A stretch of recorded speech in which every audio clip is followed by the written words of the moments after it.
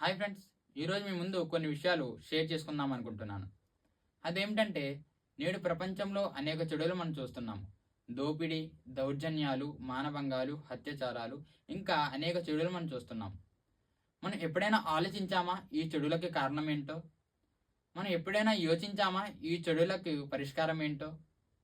నేడు ప్రతి వ్యక్తి కూడా ఉన్నతమైన సమాజంలో బతకాలని కోరుకుంటారు. కానీ నిజానికి ఈ రోజున్న సమాజం చాలా చెడుల్లో మునిగిపోయింది. అయితే దీనికి కారణం ఏమిటి అంటే, నిజమైన దేవుడి పట్ల సరైన భయభక్తులు కలిగి లేకపోవడం వల్ల.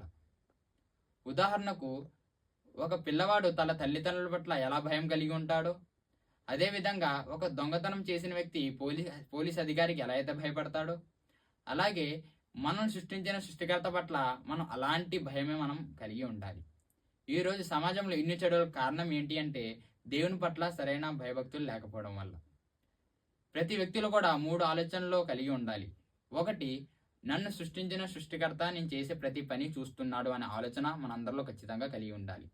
ఇంకా రెండవది, నేను మాట్లాడే ప్రతి మాట ఆయన వింటున్నాడు అనే ఆలోచన కూడా మనలో ఖచ్చితంగా కలిగి ఉండాలి. ఇంకా చివరిది, మన హృదయాల్లో ఉన్నంత సైతం ఆయనకు తెలుసు అనే ఆలోచన కూడా మనందరిలో కలిగి ఉండాలి. సో మై డియర్ ఫ్రెండ్స్, మనందరం కూడా ఈ సమాజాన్ని ఉన్నతమైన ఉత్తమమైన సమాజంగా మార్చాలి అంటే దేవుని పట్ల సరైన భయభక్తులు ఖచ్చితంగా అవసరం. మనందరం కూడా ఆ దేవుణ్ణి భయపడుతూ ఈ సమాజాన్ని ఉన్నతమైన రీతిలో మనం తీర్చిదిద్దాం. Thank you.